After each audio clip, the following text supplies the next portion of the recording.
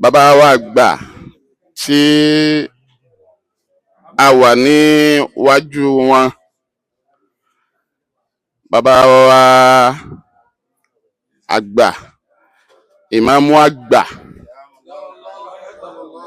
tí wọ́n rólé àwọn àgbà tọ́lọ́run ti kọ àgbà náà máwọn náà.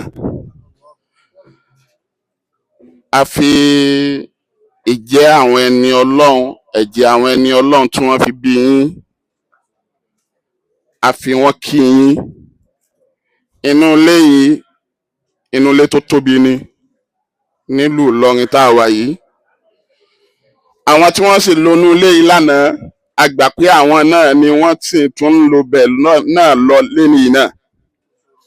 Bàbá wa àgbà, ìmáàmù àgbà fún gbogbo ìlú Ìlọrin pátá, ẹ dákun ẹ jẹ́ á wí bẹ̀ dáadáa. Wọ́n ní kó pa ẹyọ kan sí wallahu yasimuka minan nas wala hawla wala quwwata illa billahil aliyyil azim. Ọ̀rọ̀ mi ò ní pọ̀ níwájú yín nítorí wípé mo gbà wípé àdúrà bàbá wa Malami Ubandoma òun ló gbà lórí yín bí ń ti ń gbà lórí tiwa náà, tí ń gbà lórí ẹnì kọ̀ọ̀kan tá a mú mi mímọ̀ lọ́dọ̀ wọn. Bàbá wa Malami Ubandoma wọ́n máa ń fọwọ́ sọ̀yà fún gbogbo àwa tá a gbọ́dọ̀ wọn wípé gbogbo ẹ̀yin ọmọ kéwù mi, gbogbo yín pátá lẹ́dẹ̀ èèyàn. Wọ́n sì máa ń sọ fún wa ó mọ̀ pé ẹni tó gbọ́dọ̀ àfà ó yàtọ̀ sẹ́ni tí ń wálé kéwù tí ò gbọ́dọ̀ wọn. Àwọn àṣírí ọ̀rọ̀ kọ̀ọ̀kan yóò tún máa hàn sáwa. Àfà mi ó jókòó ńgbà mí wọ́n ní mo fẹ́ jọ Sheikh Adam. Sheikh Adam lèmi fẹ́ jọ.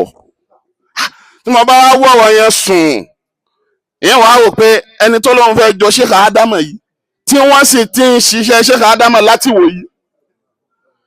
Mo wá rí pé Ọlọ́run gbàdúrà yẹn ó tún gbà á lé. Nígbà tá a fi ń tẹ̀lé bàbá, à ń tẹ̀lé wọn lọ jímọ̀ ní Táíwò. A máa sáré tí wọ́n kírun. Àṣọ Ọlọ́run ní ọlá tí mo fẹ́ dá ọkọ̀ tí ì pín síbí. Àwa náà ń wò ó níwò wípé tọ̀ ṣé mọ́ṣáláṣí kékeré yìí náà lẹ́tì wọn kírun ládùúgbò yìí. Bí bàbá bá ń ṣe wútúbà ẹ máa wò wípé ìmọ̀ yìí ju mọ́ṣáláṣí yìí lọ. Ìmọ̀ tí wọ́n ń dá alẹ̀ yìí ó ju mọ́ṣáláṣí. Àṣọ Ọlọ́run ní ọ̀hún bó ti ń dá alẹ̀ ọ̀hún gbogbo ayé ní ó padà gbọ́. Ẹ wá wo bọ́lọ́hún ti wá ṣe àwọn ń jẹ́ ìmáàmù federal. Àṣọ Ọlọ́run ní sáà máa ṣe tiẹ̀ lọ. ń bọ̀ èmi Ọlọ́run ń bọ̀ bí ìwọ ti ń jẹ́ ìmáàmù federal àdúrà tó ń ṣe fáwọn ọmọ rẹ̀ ibẹ̀ náà ní ti yọ ìmáàmù state náà. Àdúrà yẹn wá gbà wọ́n jọ bàbá wa Sheikh Adam nígbà tí wọ́n ń ṣe àwọn náà mọ̀ pé bí ó ti rí ni wọ́n yẹ àwọn ọmọ kọ̀ọ̀kan tí wọ́n mọ bàbá ẹlòmíì nù wà ẹlòmíì ó jáde lé kéwú tán bàbá Malami Ubandoma ní ìwọ ẹ̀yà máa lọ Cairo, ìwọ ẹ̀yà máa lọ Saudi, ìwọ ẹ̀yà máa lọ Qatar, ìwọ ẹ̀yà máa lọ báyìí. A máa wá wò pé àwọn ọmọ tẹ́ ń ṣe fún yìí báwọn òbí àwọn ọmọ mi bá ní afẹ́ wá kí yín bàbá ó sì tún sọ pé òun má jẹ́ káwọn òbí rẹ̀ wá o mo yọ̀ǹda ẹ sáà máa lọ́n ti yín àṣẹ bí wọ́n ṣe ń tì wá lọ́hùn àṣẹ bẹ́ẹ̀ ni ó ti rí ni. Ẹ wá wá àwọn bàbá wa mo dúpẹ́ lọ́dọ̀ Ọlọ́run wípé àdúrà fà wá gbà lórí wa. Tọ́lọ́run ò ní wípé kí irú nǹkan yìí kó ṣẹlẹ̀ lẹ́yìn wọn. Bó bá ṣẹlẹ̀ lẹ́yìn wọn náà kò sí ní tá a ṣe. Àgbà náà ni bàbá wa gbà, bàbá wa ìmáàmù àgbà fún gbogbo ìlú Ìlọrin. Káwí bẹ́ẹ̀ lẹ́ẹ̀kan sí i. Káwí bẹ́ẹ̀ lẹ́ẹ̀kan sí i. Wallahu yasimuka minan nas. Wala hawla wala quwwata illa billahil aliyyil azim. Bàbá wa Malami Ubandoma náà ni mo fẹ́ gbé síwájú kí n fi sọ̀rọ̀ nítorí tí n bá ní afẹ́ bá bàbá wa àgbà sọ̀rọ̀ àtọ́bẹ̀ ẹnu wa ò sì gbà nítorí pé gbogbo wa yìí ọmọ ni wá fún wọn bó o fẹ́ bó o fẹ́ o ti dọmọ bó o dàgbà ọmọ ni ọ́ bó ti rí náà fún bàbá wa gbà Málàmí Bandoma ẹ̀kọ́ kọ́ lára wọn púpọ̀ nínú ẹ̀kọ́ àkọ́kọ́ tí mo rí lára bàbá àwọn ni pé bàbá ní adilu wọ́n ní déédéé látara déédéé tí wọ́n ní wọn déédéé yẹn wọ́n lò lára tèmi yìí déédéé yẹn wọ́n lò lára àfáà wa tí wọ́n jókòó lẹ́gbẹ̀ẹ́ bàbá wa Imam Sheikh Ibrahim wọ́n lò lára tí wọ́n náà ká tó wá sọ pé bàbá wa gbà déédéé yẹn Ọlọ́run wá ní kí wọ́n lò ó lára oníkálukú wa mo wá fi ọ̀rọ̀ bàbá mo fi wé àfáàgbà kan tá a mọ̀ sí Shuraih ibn al-Harith al-Kindi afáà yìí kọ́bùlà Islam kó tó di pé Islam dé ni wọ́n bí ó wá gbajúmọ̀ nílùú adájọ́ ńlá ni àwọn èèyàn wá mọ̀ ọ́ wípé onídéédéé lélẹ́yìí ìmọ̀ ṣe déédéé ìsì máa dájọ́ dá Ọlọ́run tún wá fún ní làákàyè tó mú ọpọlọ tó mú ẹni tó bá jẹ́ olódo èèyàn tí ò ní làákàyè kò lè dájọ́ àmọ́ Ibn al-Kindi yìí Ọlọ́run ṣàánú ẹ̀ púpọ̀ bọ́lá ṣe wá ṣàánú ẹ̀ tó ó wá dijọ́ kan nǹkan wá ṣẹlẹ̀ Abubakar Siddiq lásìkò Abubakar Siddiq ló sì gbà Islam kò gbà Islam lásìkò ànábì so ó gbà Islam lásìkò Abubakar adájọ́ ni lásìkò Abubakar lásìkò Umar wọ́n gbé lọ lu Kúfà wọ́n ní kó lọ dájọ́ ó dájọ́ lásìkò Umar náà ó dájọ́ lásìkò Uthman ibn Affan náà ó wá dájọ́ lásìkò Aliyu ibn Abi Talib kódà gan ìtàn tún gbé wá pé dáwùlà Umayya ó tún dájọ́ lásìkò yẹn náà èyí ò túmọ̀ sí pé ẹ̀mí rẹ̀ gùn bẹ́ẹ̀ni rẹ̀ ti wá gùn yìí àwọn aráàlú wá fẹ́ràn rẹ̀ nífẹ̀ẹ́ rẹ̀ wípé onídéédéé ni ìṣẹ̀lẹ̀ kan wá ṣẹlẹ̀ láàrin òun àti láàrin Aliyu ibn Abi Talib àti Yehudi kan Yehudi yìí òun ń bínú níbínú wípé aṣọ ogun tí wọ́n máa ń wọ̀ ló dìjà alẹ̀ láàrin wọn Yehudi yìí sọ pé òun lòun ní Aliyu ibn Abi Talib òun náà sọ pé àìwọ́kọ́ ló láṣọ ogun yìí bírímù yìí ìwọ́kọ́ ló ní òun lòun ní ọ̀dà nígbà tí fàǹfà yìí wá pọ̀ wọ́n bá kó lọ́dọ̀ Haris ibn Kindi tí mo wí àkọ́kọ́ ń tó kọ́kọ́ ṣe òun ni wípé ìwọ Yehudi oníwọ̀ ló láṣọ Aliyu ibn Abi Talib òun ló sì wà lórí khilafa lásìkò náà kí ni Ibn Kindi wí ó ní sọ̀kalẹ̀ wá rojọ́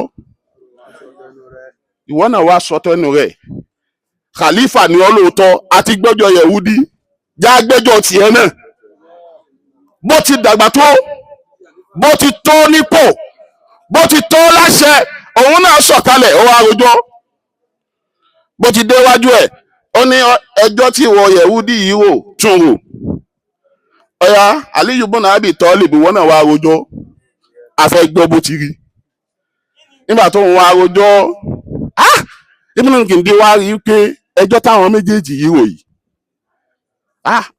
òun ti kẹ́fìn kankan bẹ̀ kí ni tóun kẹ́fìn bẹ̀ aṣọ ogun tẹ̀ ń jà sí yìí Aliyu ibn Abi Talib wọ́kọ́ ló ní Yehudi yìí ló ní ṣe Ali Abi Talib ṣe mọ̀ pọ́tà máa nẹ́bì ó tún wá wà lórí khilafa táyé fi mọ déédéé tí bàbá wa Málàmí Bandoma ṣe láàrin gbogbo wa déédéé yẹn wá pọ̀ débi wípé kò fẹ́ láàlà mọ́ kódà ga wà lọ́dọ̀ wọn gan oníkálukú ò fẹ́ rántí bàbá tó bí mọ́ látara dáadáa tí wọ́n ṣe fún wa ó wá gba aṣọ ogun yìí ó wá gbé fún Yehudi ó ti wá gbé fún Yẹ̀húdí gbogbo àwọn aráàlú wa wò pé odidi àlífà lùlù odidi pírẹsidẹ́ǹtì lùlù ó wá dájọ́ gbé Yẹ̀húdí tí ó ṣe mùsùlùmí ṣé bó ti yẹ kó rí nù. Ibn al-Kindi ní ẹ ti mọ̀ mí lóní déédéé ní tìtorí wípé Ali ibn Abi Talib òun jẹ́ khalifa kí n wá dájọ́ gbé tí n bá dájọ́ gbé ọlọ́run ó bí òun kí ni kò ń wí fọlọ́run. Yẹ̀húdí yìí wá wo nígbà tí wọ́n gbé aṣọ yìí dé tí wọ́n gbé aṣọ ogun yìí fún inú rẹ̀ wá dùn bí inú rẹ̀ ti dùn ó wá béèrè lọ́wọ́ ẹnìkan nù wọn pé ṣé bí Islam yìí ti rí nìyí ṣé bí Islam ti dùn tó nìyí ó wá gba Islam látara ẹjọ́ tí Ibn al-Kindi dá. ìyóò túmọ̀ sí pé bàbá wa Málàmí ò bá ń dóòmà déédéé tí wọ́n fi kọ́ wa táwa náà ṣe ń lò bá a ti lágbára mọ̀ yìí déédéé yẹn ń gbé wọ́n sì ń gbà wá náà bó bá rí bẹ́ẹ̀ bàbá wa gbà ìyá Bashiru.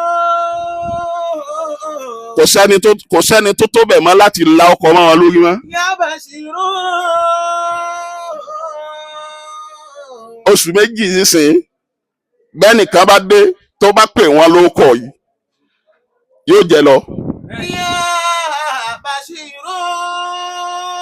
àmọ́ lásìkò yìí nìsín ẹni tó bá pè yín bó ti wí wọn àáfúrásì àfẹ́ lè fọ́ ní etí. Ya Bashiru. ìwọ ló wá pé bàbá wa báyìí bó ti pè é rì àárín ń bọ̀ wá dá bàbá tí ń pè wọ́n ti ń pọ̀ jù má jẹ́ kí wọ́n yẹ ọ́ yàkúyà fa. bàbá wa gbà tọ́lá oníkẹ́ wà láyé àgbà. Ya Bashiru. Qad ashraqat anwaruna. ẹ ti kọ́ ọmọlẹ́jọ́ ọmọlẹ́ ti pé Qad ashraqat anwaruna. ìsìn ìkọlẹ̀ tó kó ìmọ̀lẹ́jọ́ àwọn tó bí yín ni wọ́n ti ń kó jọbọ̀. Qad ashraqat anwaruna. La ilaha illallah ní wọ́n bá kọjá wájú ilé yìí tẹ́lẹ̀ wọ́n ń juwọ́ sí ni kò sẹ́ni tí ó juwọ́ sí mọ́. Qad ashraqat anwaruna. ó di pé ká máa yà wá kí yín pé à ń bọ̀ wá kí ìmáàmù àgbà. ìràwọ̀ tó wọ̀ láàrin àyèmọye ọdún tó lọ ọlọ́run ní kó tún jáde látara yín.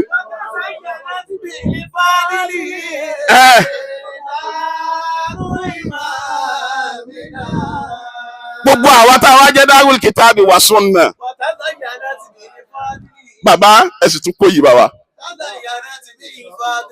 ẹ̀sìn tún kọ́lá bá wa ẹ̀sìn tún kórìíre bá wa.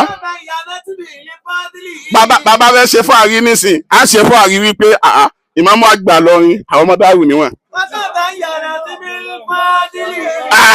ó tó fún àrí ó sì tó lọ́lá ẹ sì kó yìí bá Darul Kitabi wa Sunnah.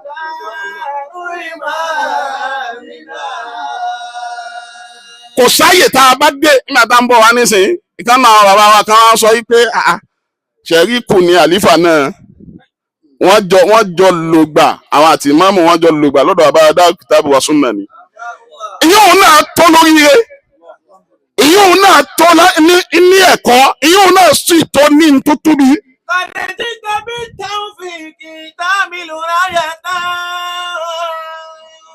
bàbá ẹ dé wá bá ipò yín àwọn tẹ́ ẹ jọ dupò yìí pọ̀ kó tó wá dipò Ọlọ́run yọ yín pẹ̀lú ìfiṣe kòńgẹ́ kò ṣeé sọ ni Ọlọ́run ló máa ń tẹ́lẹ̀ omi sá nítorí pé ń wápò yìí Ọlọ́run ló máa ń tẹ́lẹ̀ omi ṣe ní kọ̀kọ̀ nítorí pé ń wápò yìí ẹ̀yin ò ṣe nǹkan kan ẹ jókòó ní ẹ ń fọlá àwọn bàbá yín tọrọ ni Ọlọ́run sì ṣébẹ̀ fún yín ẹ wà bẹ́ẹ̀ bá sì wá ipò yìí náà ó tó ìyẹn máa ń wápò ni ìyẹn sì máa ń wọ́lá ni bẹ́ẹ̀ ti wá yìí tọ́lọ́run sì ṣe fún yín yìí ó wu Ọlọ́run bẹ́ẹ̀ lọ́lọ́run fi ta yín lọ́rẹ.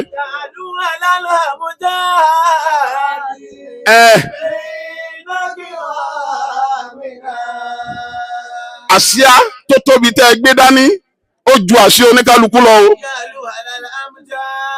bí wọ́n bá ná owó àsíá lé yín ń bẹ lábẹ́ ti bàbá wa ìmáàmù ni wọ́n jẹ́ ń dilé wọn lóòótọ́ wàláhì ó lè má kàn yín mọ́ àmọ́ Ọlọ́run ò ṣe bá fún yín Ọlọ́run ní tán ọ̀dà ẹni tó kàn ní Ọlọ́run sì ní kó wá sọ́dọ̀ yín ní rọrùn ọba kú ẹ̀yin àtọ́lọ́run ọba yín ẹ̀yin náà máa dúpẹ́ iyì tọ́lọ́run ọba tún fi lékún iyì fún iyì ó pọ̀ púpọ̀ ń bọ̀ tẹ́ ẹ̀ bá kọjá lọ láàrin oṣù méjì tí mo wí wọ́n ń wò yín láwò mọ́jú ni ẹlòmíì ó dọ́jì kò ní fẹ́ jẹ́ ẹrú òun àmọ́ nísìn káì bẹ́ẹ̀ bá ti gbẹ́sẹ̀ jáde mílíọ̀nù àwọn èèyàn ó sì máa kó jọ bàbá wa mọ́mù ní lọ́hùn ẹ̀yin gan nílé yìí bẹ́ẹ̀ tí ń rìn tẹ́lẹ̀ mọ́ ó bá kó ẹ̀yin àtọ́lọ́hún yín iyì pọ̀ mo bẹ̀ Ọlọ́run fún yín aṣọ yìí tọ́lọ́run ti dáwọ̀ yín látọdún yìí lọ pé sí ìkọ́ ó ti pẹ́ ìsìn ìkọ́ lẹ ṣẹ̀ṣẹ̀ di mọ́mù ìsìn ìkọ́ Ọlọ́run ti sọ yín di mọ́mù látọ̀dọ̀ ẹ̀ wá ó ṣẹ̀ṣẹ̀ fi hàn wá ni iyì tọ́lọ́run ọba fi wọ̀ yín aṣọ yìí náà Ọlọ́run dákun má fàyà ń bọ̀ mọ́jọ lọ fún àmọ́ Mọ̀lánà Shehu Shazili àwọn adáwákà kan fún bàbá wa ìmáàmù àná òun náà láwa fi ṣàdúrà fún bàbá Mọ̀lánà ní bàbá wa ìmáàmù Fúlàní Ọlọ́run jẹ́mi yín ogun pẹ̀lú àlàáfíà àtàtìbọ̀tàrẹ lọ́lá Muhammadu lọ́lá Shehu Tijani báwọn ti winu mo wá rí i pé bàbá wa ti sin Kàdìríyà ni wọn abẹ́ni fún wọn tó o bá mọ̀ nígbà tá a wà lọ́sẹ̀lẹ̀ àjọ máa ń ṣe síkìrì ni tá àjọ máa ń lu bàndírì sámúsámú tí èso díẹ̀ ló jẹ́ mọ́ pé Kàdìríyà làwọn èmi ó wá yí orin òun padà fún wọn mo wá ní bàbá wa ìmáàmù Fúlàní Ọlọ́run jẹ́mi iyì ogun bàbá wa ìmáàmù Dàsúkì Ọlọ́run jẹ́mi iyì ogun pẹ̀lú àlàáfíà àtàtìbọ̀tàrẹ lọ́lá Muhammadu lọ́lá Abdul Qadir.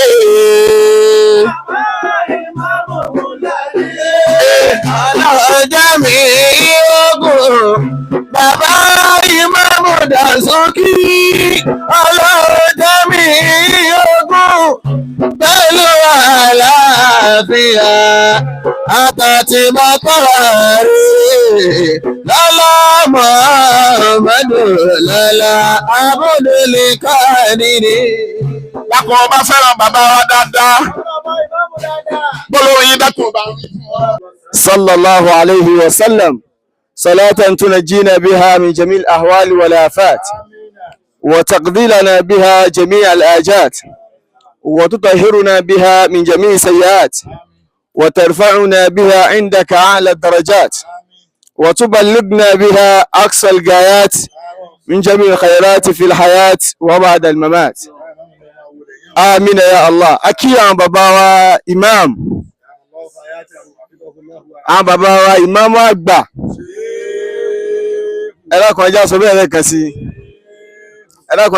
lẹ́ẹ̀kan sí والله يعصمك لا تخاف ضركا ولا تخشى ولا حول ولا قوة إلا بالله. Látìgbà tí ìdùnnú ti sọ̀kalẹ̀ sí ààyè yìí Ọlọ́run ò ní kó bá mi ńlọrin àmọ́gbà tó bá mi ní ibi tí mo wà ó dà gẹ́gẹ́ bí ìdùnnú àbí ìró ìdùnnú tó bá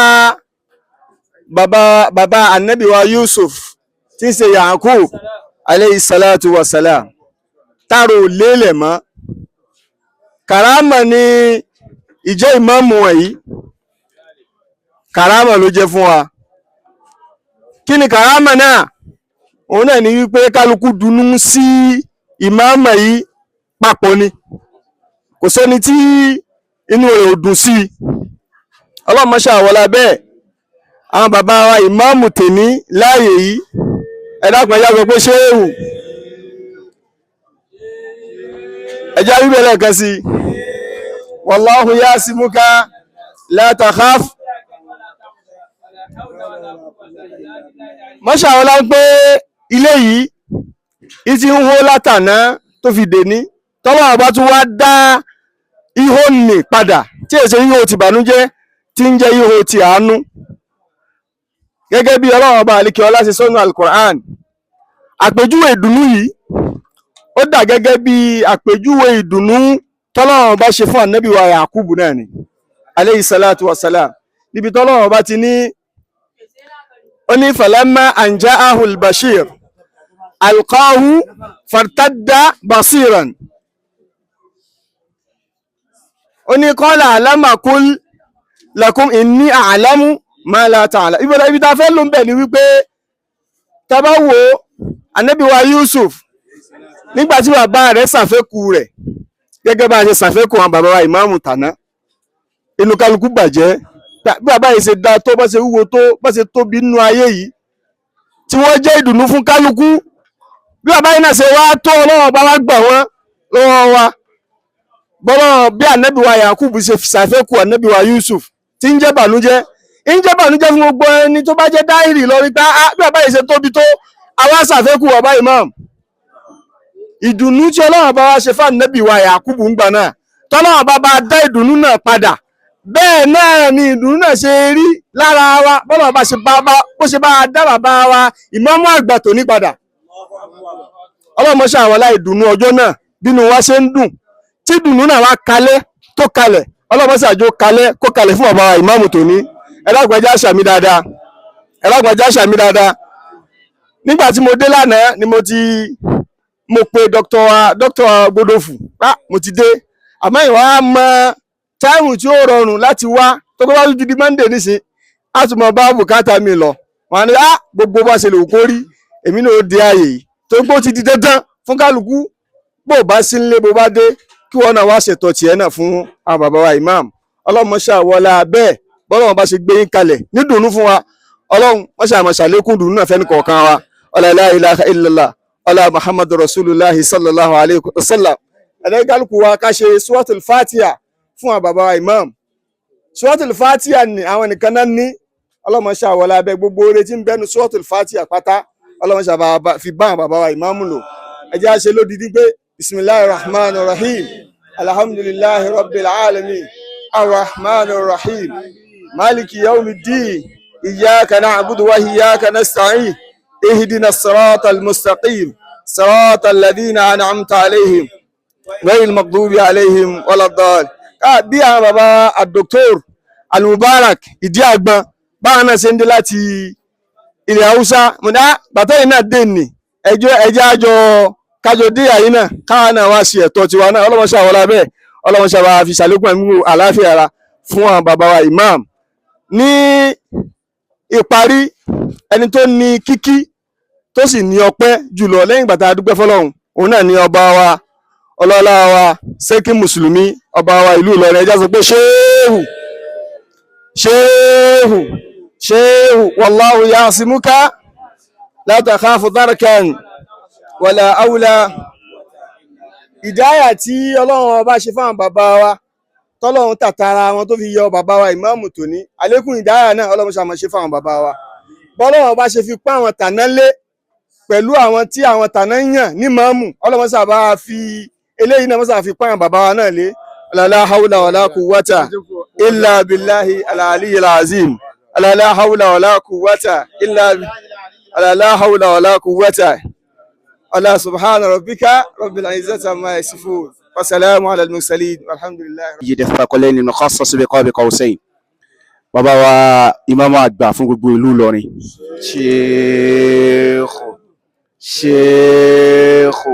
شيخ والله يعصمك من الناس لا تخاف دركا ولا تخشى ولا حول ولا قوة إلا بالله العلي العظيم.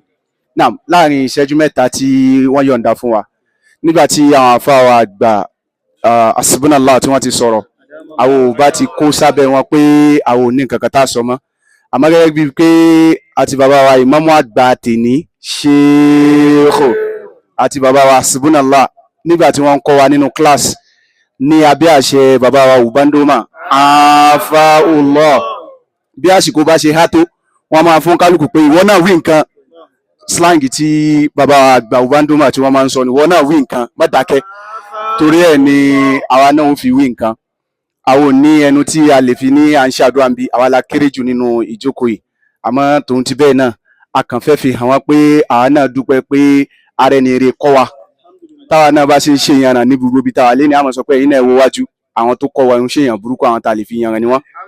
Lábẹ́ bẹ́ẹ̀ a ṣe ilqa'u al-maqala, a sì ṣe presentation of gift, àti n tí wàá dùn mọ́ wa jù òun náà ni ká ṣàfihàn pé ibi báyìí láti wá tó ń jẹ́ Darul Kitab wa Sunnah, kò wá sí bá ṣe ṣe ju pé ká ka nashidu al-kulliyya tí yóò máa jẹ́ anthem tiwa. A mọ̀ pé tá a bá ti ṣe gbogbo nǹkan níbẹ̀ ní abẹ́ rẹ̀, àmọ́ lábẹ́ bẹ́ẹ̀ a máa tún sọ báyìí pé innana narda afawba qudwatan lil alamin. Lábẹ́ bẹ́ẹ̀ a pè àfa wa tọ́ àwọn nam ẹ dákun adar.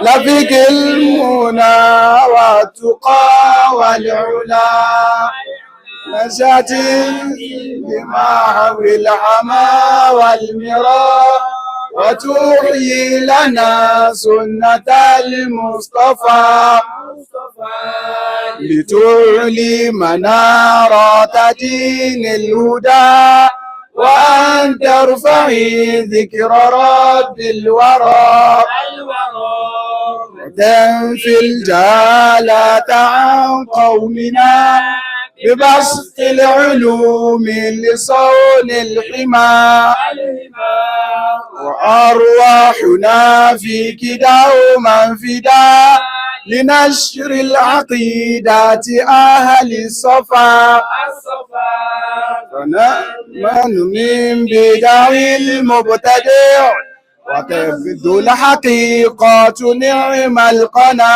القنا وأما قليل سيبدو السنا وتسر الضلالة في المنتهى وننهج من نهج من قد سلف من أصحاب من جاءنا بالهدى وننهج من نهج من قد سلف من أصحاب من جاءنا بالهدى وننهج من قد سلف من أصحاب من جاءنا بالهدى الهدى. Naam, a rí i pé nígbà tí gbogbo wa náà tí à ń ka naam a máa lọ síbi ilqa'ul maqala, lẹ́yìn náà wá ṣe presentation, a pè àfa wa Idris Albani kí wọ́n sáré ṣe ilqa'u náà. Ìkàlẹ̀ bàbá wa gbà ìmáàmù fún gbogbo Ìlọrin àtàgbègbè rẹ̀. Jàmá ẹja wílẹ̀ kan sí ẹjẹ́ kó pín mẹ́ta. Kíkí tí mo fi kí wọn, mo fi kí ìkàlẹ̀ gbogbo àwọn àlùfáà pátá kò sáàyè mọ́. Lẹ́nu àwọn ọmọ ìyá mi, àwa jàmá Darul Kitab wa Sunnah láti Kwasu náà ní kí n máa ń wílé yìí fún bàbá ìwà ìmáàmù. Fahadhihi maqalatun tahni'iyyatun wa du'a'iyyatun li shaykhina wa ustadhina wa kadha imamina al-akbar. Alhamdulillahi alladhi ja'ala al-imamata 'aqdan mawthuqa wa ja'ala ahlaha masabiha lil-huda was-sadad. Was-salatu was-salamu ala sayyidina Muhammadin إمام المرسلين وقائد الغر المحجلين وعلى آله وصحبه أجمعين. يا صاحب الفضيلة والسماحة فضيلة الشيخ محمد البصيري ابن محمد الجمعة ابن إبراهيم الدسوقي الفلاني حفظكم الله ورعاكم وأيدكم بنصره وتوفيقه. السلام عليكم ورحمة الله وبركاته. نقف اليوم بين يدي فضيلتكم لا حملتنا مصلحة ولا جمعتنا منفعة، ولكن جمعتنا محبة صادقة في الله وتعظيم لشعائره وتقدير لأهل العلم والإمامة وفرح بما أكرم الله به هذا البلاد من توليكم هذا المنصب الجليل.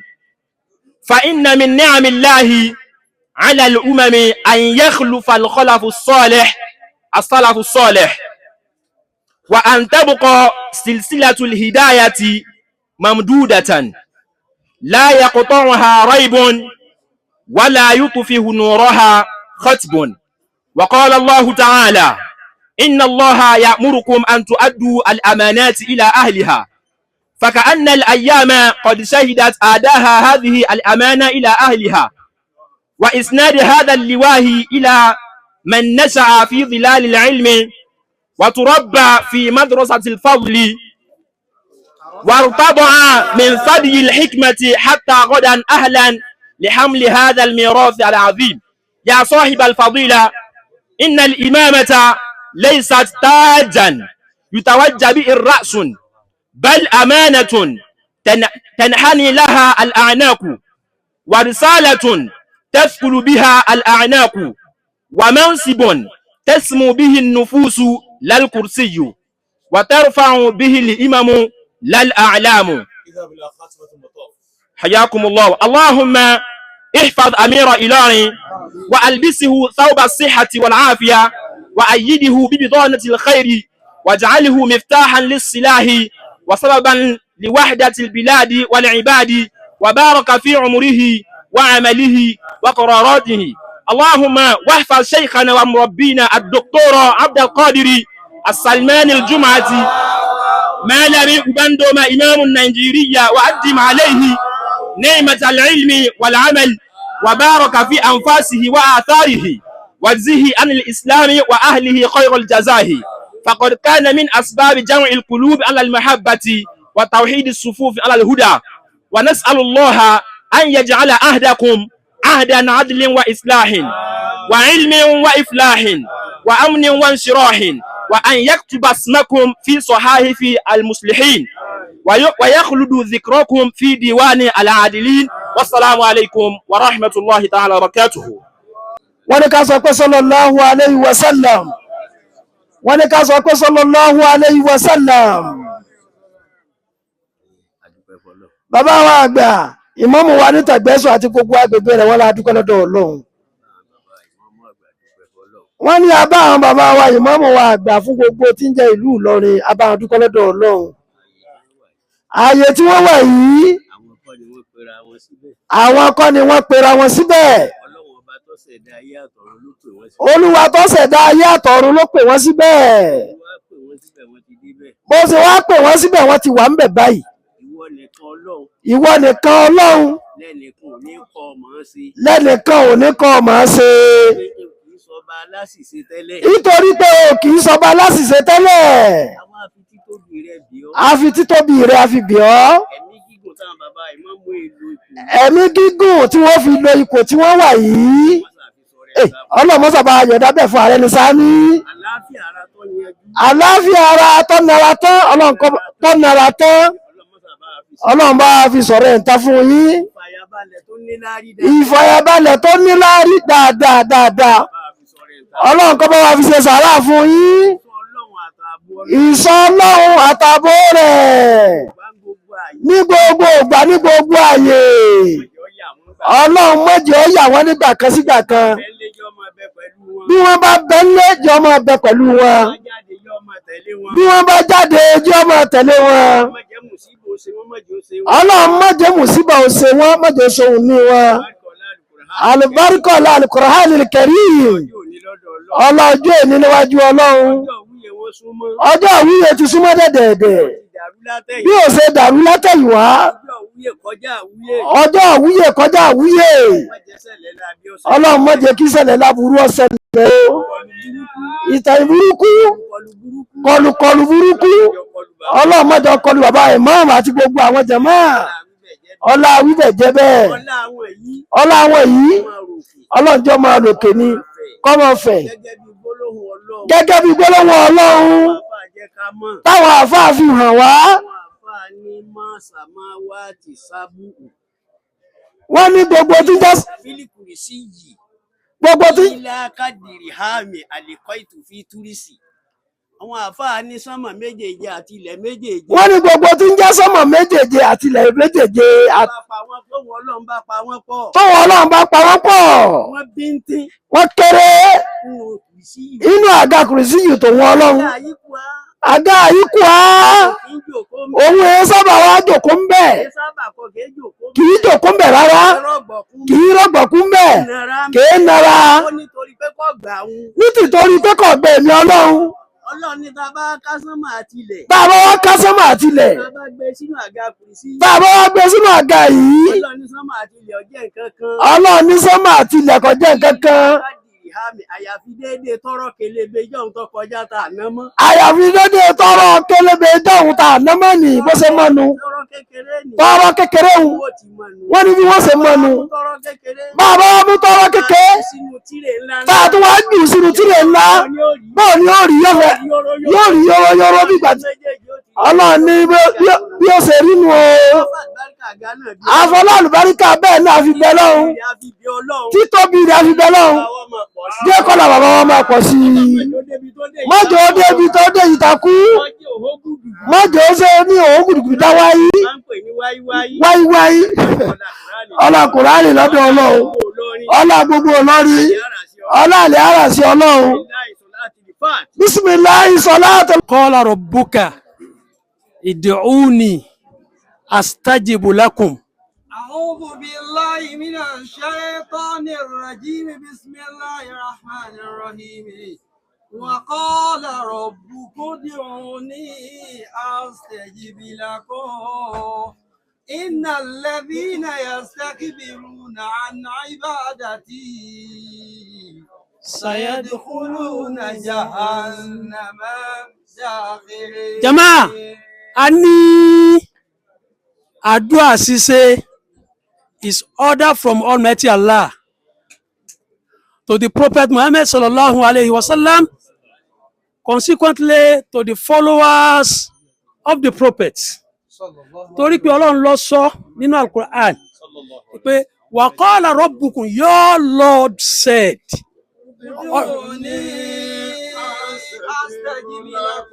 A rí pé Ọlọ́run pa àṣẹ ni.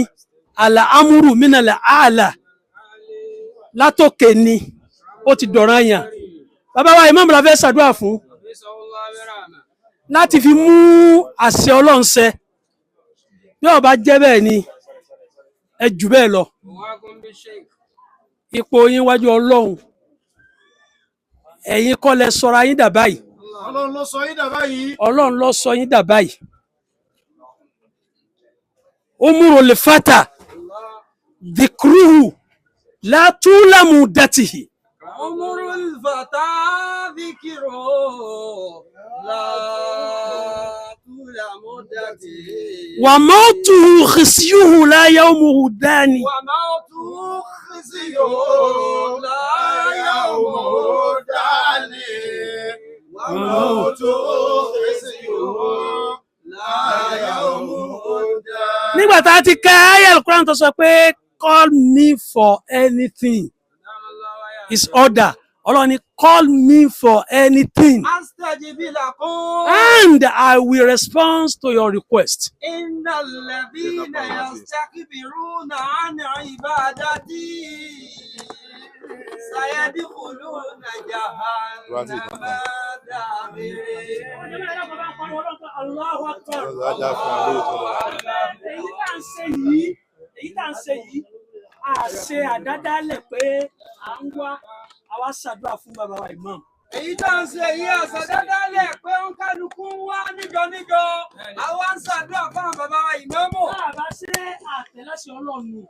Tá a bá ṣe sọ́nà ya ilẹ̀ pé ìnàlàdínà yastakbiruna عن عبادتي سيدخلون جهنم داخرين. And for those who disagree with my commandments, àwọn tí wọ́n ọba sẹ́ńtì mo ní ká ẹ ṣe yìí, سيدخلون جهنم داخرين. سيدخلون جهنم داخرين. eléyìí ló á jẹ́ kí a mọ̀ pé ìjókòó tá a jókòó yìí ìjókòó oríire ni. عمر الفتى ذكره لا يمدتي. ọjọ́ ayé bàbá wa ìmáàmù ti dáa, gbogbo ilé Dasuki a kú oríire. عمر الفتى tí a bá ní orí adìẹ ṣe lùlù, orí adìẹ ò ṣe lùlù, aládìẹ ni ń bá wí. àṣẹ gbogbo àdúrà tí a máa ń ṣe fún bàbá wa imam láàyè yìí, bàbá wa Muhammad Bashir, àwọn bàbá ń Dasuki ni wọ́n ń ṣe é fún. عمر الفتى ذكره لا يمدتي. bí wọ́n ṣe lò tó dáa, the life of a man is not how far but how well. وموته خزي لا يوم داني وموت خزي لا يوم داني. a rí ní Al-Hikmah University, the first Islamic faith-based university in Nigeria. Ọlọ́run ló ṣe bẹ́ẹ̀, àdúrà bàbá yìí náà sì ni, wàláhì àdúrà wọn ni. gọ́sù ẹkú jòkó ọlọ́run jẹ́ máa bẹ dáadáa. gbogbo ẹ̀yin àgbàlagbà, gbogbo ẹ̀yin bàbá wa, ẹ ṣeun, ọlọ́run ó bá wa dúpẹ́ fún yín, ọlọ́run ó san yín lẹ́san olóore. bàbá Imam Shakiri, ọlọ́run dákun kó má ṣàjẹ́ kí a rí yín pẹ́. bàbá Imam àgbà, ọlọ́run ẹwù lẹ́ẹ̀kan sí, ẹ dákun ẹwù lẹ́ẹ̀kan sí.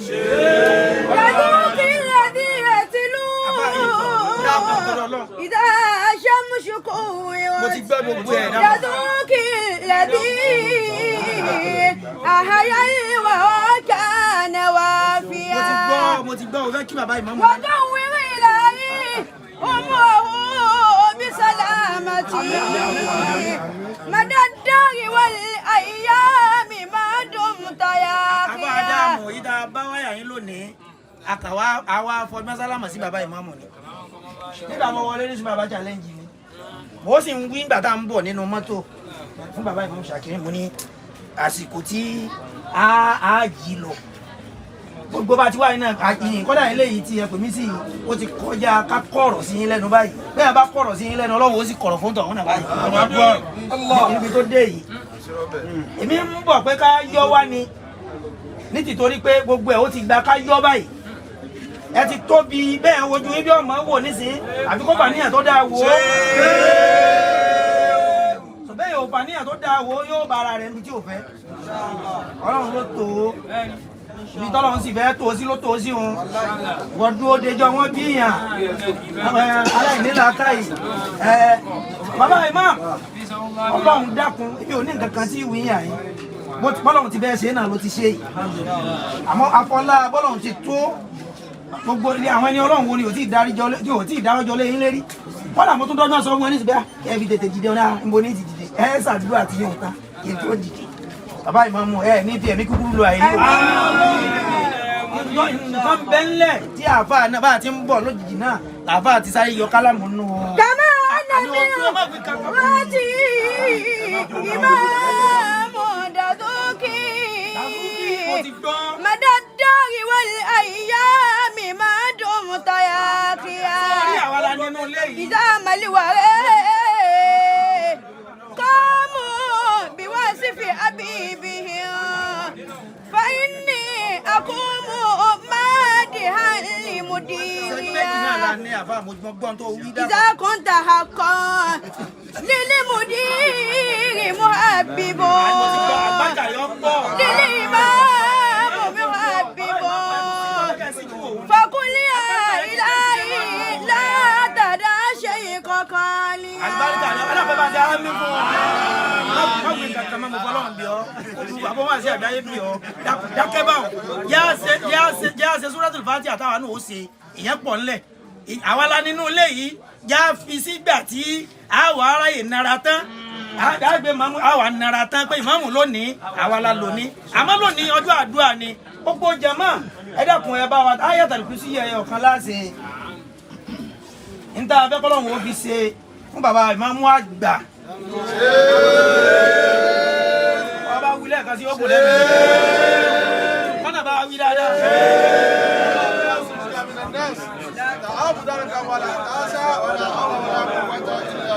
Ṣé rí inú àwa tá a jẹ́ ọ̀dọ́ inú wa gbọ́dọ̀ máa dùn pẹ̀lú oríire yìí.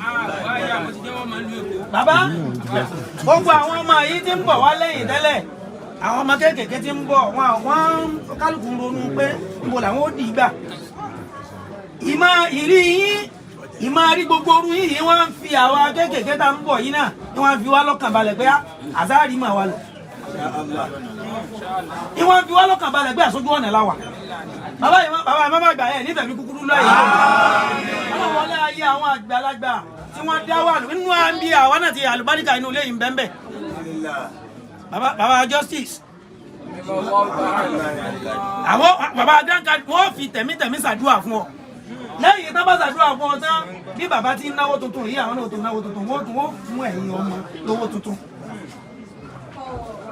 Ọlọ́run dákun àwọn ẹ̀san àwọn náà ní wá ń dé yìí Ọlọ́run wọlé àjòkú àwa tá ń bẹ ń bí Ọlọ́run ò máa bá fi sọ̀rọ̀ rẹ sọ bàbá ìmọ̀mọ́ àgbà Ọlọ́run máa bá dáàbò rẹ bò wọ́n Ọlọ́run máa bá burú ṣe wọ́n alibarika ọlá ní Muhammad níwájú Ọlọ́run àáfàá mi ọ̀gá mi olówó erí mi bàbá amọ́lá mi ubando ma Ọlọ́run dákun Ọlọ́run dákun Ọlọ́run dákun Ọlọ́run dákun máa bá fi sọ̀rọ̀ rẹ sọ wọn Ọlọ́run máa bá dáàbò rẹ bò wọ́n bàbá Mufti Díà Ọlọ́run máa fi sọ̀rọ̀ rẹ sọ wọn Ọlọ́run máa dáàbò rẹ bò wọ́n Ọlọ́run máa jà burú kan kó o ṣe wọn àtàwọn tó fà níyàn tó dáa dúró bẹ́ẹ̀ pẹ̀lú bàbá ìmáàmù subhana rabbika Allah la ilaha illa hu la ilaha illa anta la ilaha illa ana ibadallah rijalala ayinuna biyaunila wa kana anana bila adhana bi fadlillah la ilaha illa Allah la ilaha illa hu la ilaha illa anta la ilaha illa ana Allahumma salli ala sayyidina Muhammad wa ala alihi wa sahbihi wa sallim. Aki bàbá wa àgbàlagbà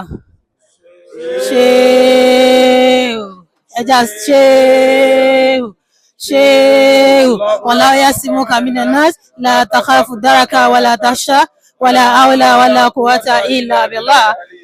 Wíwá sí àyínwá lẹ́ni mẹ́ta ni ó pín sí bàbá nítorí àkọ́kọ́ àwọn àgbàlagbà tí wọ́n sọ̀ wálẹ̀ Maulana Sheikh Muhammadu Raji Adeniyi Shola Al-Hadabi àwọn bàbá ti kú ṣùgbọ́n wọ́n kú nítorí pé àwọn ẹni Ọlọ́run ò kí ń kú àwọn àléfà àwọn bàbá wọ́n ní kí n wá mú àyè lẹ̀ pé àwọn ń bọ̀ wá kí yín tilétilé àwọn ń bọ̀ wá kí yín tọ́látọ́lá àwọn sì bá yín yọ̀ lórí oore tí Ọlọ́run bá ṣe yìí wọ́n ní kí n kí yín pé Ọlọ́run bá mi ò ní jẹ́ lo kúkúrú ẹ̀mí Ọlọ́run ó gbà á lọ́wọ́ yín ẹ̀ sì ní ṣìṣe bìjà ìkún fàyàkún ẹ dákun ẹ jẹ́ a jọ ṣàdúrà fún bàbá wa náà nítorí àwọn àgbàlagbà yìí àwọn náà ni wọ́n ṣe ìní ní fúfúyẹ́ báyìí ṣùgbọ́n tá a bá ní ká mọ dárúkọ mélòó la fẹ́ kà nínú eyín adípèlé lórí àwọn bàbá wa Sheikh Adam Abdullahi Al-Ilori bàbá wa Maulana Tajul Hadab bàbá wa Abdulrahim Abata tẹ́dẹ́rì Maulana Sheikh Muhammadu Raji ẹ dákun ẹ bá ń tẹ́wọ́ àdúrà fún bàbá mi pé ya Rabbana ya Ilahi igfirli Sheikhina Raji adkhilhu bi salihina في سمرات المرسلين يا ربنا يا إلهي اغفر لي شيخنا راجي أدخله بالصالحين في سمرات المرسلين بسم الله كل الله أتبقى كوين كوانا الرحمن الرحيم لله صمد kíkí ẹlẹ́ẹ̀kejì láti Bintu Raji Foundation gbogbo jọmọ́ náà ni a wà ń bí tá a sì gbé àwọn ẹ̀bùn kékeré kan wá, ẹ dákun kẹ́ ẹ bá wa gbà bẹ́ẹ̀. Ọláìmọ́ṣà wá wọlá ìfẹ́ tó ní sí ànábì Muhammad sallallahu alayhi wa sallam tẹ́ pé bí ọ̀tá ṣe pọ̀ tó ànábì lékè, ọlọ́mọṣà ìjẹ́ lékè. Ẹ wo bàbá wa tàná, àwa bá bàbá nígbà tí bàbá ti dàgbà, ṣùgbọ́n síbẹ̀síbẹ̀ bàbá kó gbogbo wa mọ́ra bí ọmọ, wọ́n sì máa ń ṣàdúrà fún wa. Ọlọ́mọṣà ìwọlá tàná tí wọ́n lò ó tó dáa, ọlọ́mọṣà ìbẹ́yìn náà lò ó. Tá a bá ní tara wa, èmi ò gbàdúrà kí n tún bá ìmáàmù míì nílọrin mọ́.